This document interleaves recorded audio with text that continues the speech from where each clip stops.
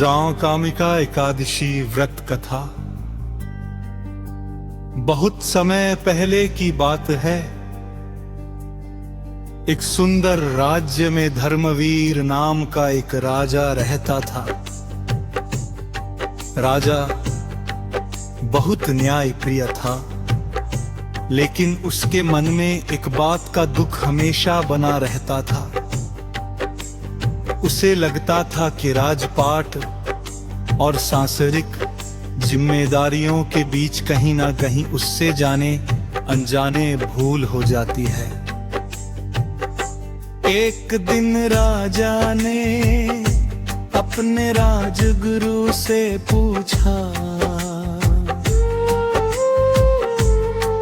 गुरुदेव, मनुष्य जाने अनजाने जो पाप कर बैठता है, उनसे मुक्ति पाने और भगवान विष्णु की कृपा प्राप्त करने का सरल उपाय क्या है?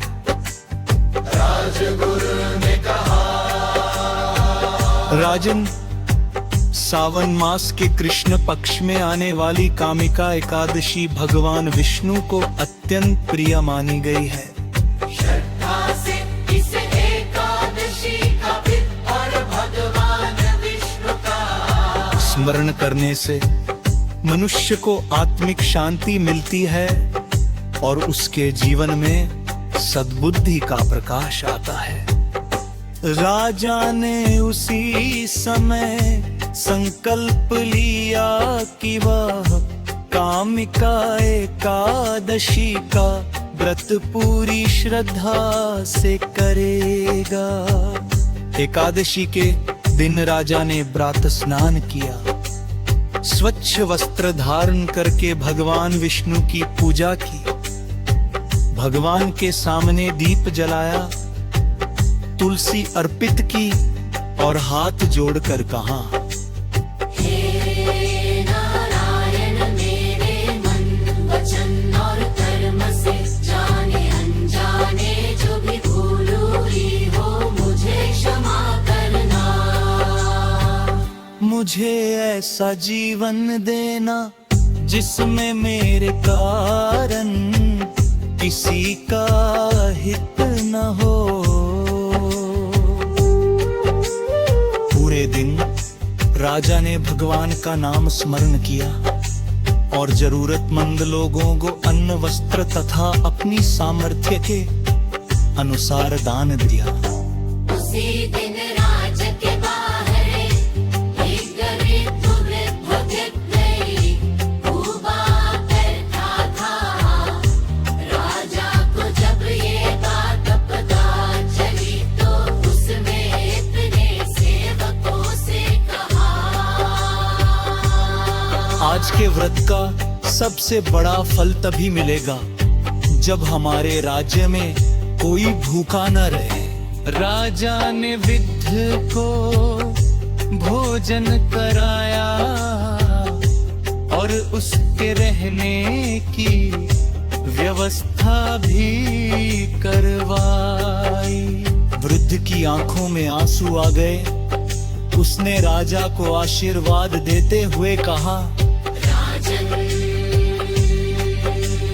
भगवान की पूजा केवल मन मन में दीप जलाने से नहीं बल्कि किसी दुखी के जीवन में आशा का दीप जलाने से भी होती है। राजा के हृदय को ये बात छू गई।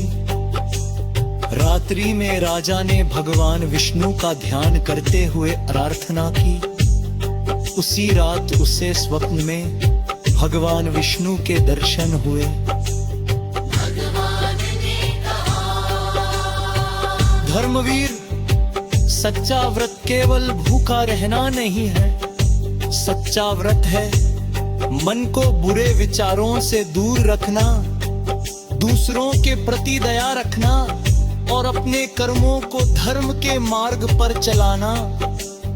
कामिका एकादशी का स्मरण और श्रद्धा पूर्वक पालन करने वाला भक्त मेरे प्रति अपनी भक्ति को मजबूत करता है।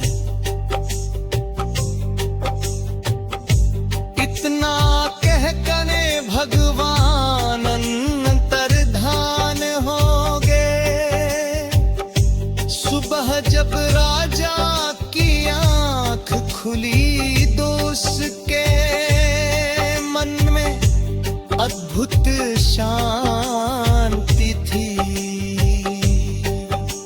उस दिन से उसने अपने राज्य में एक नियम बनाया कि कोई भी गरीब, असहाय या भूखा व्यक्ति राजमहल से खाली हाथ नहीं लौटेगा।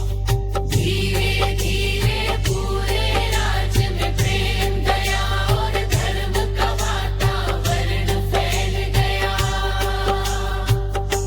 राजा समझ गया कि एकादशी केवल एक दिन मारत नहीं, बल्कि इतने जीवन को सही दिशा देने का अवसर है।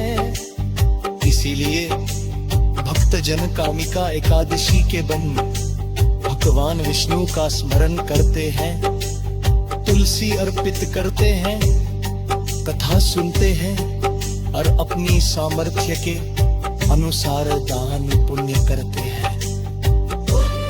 कथा से सीख कामिका एकादशी हमें सिखाती है कि सच्ची भक्ति केवल पूजा पाठ में नहीं, बल्कि सच्चे मन, अच्छे कर्म, दया, संयम और जरूरतमंद की सहायता में भी है। जगत की श्रद्धा और विश्वास से भगवान विष्णु का स्मरण करता है और अपने जीवन में अच्छे कर्मों को अपनाता है, उसके मन में शांति और भक्ति का भाव बढ़ता है।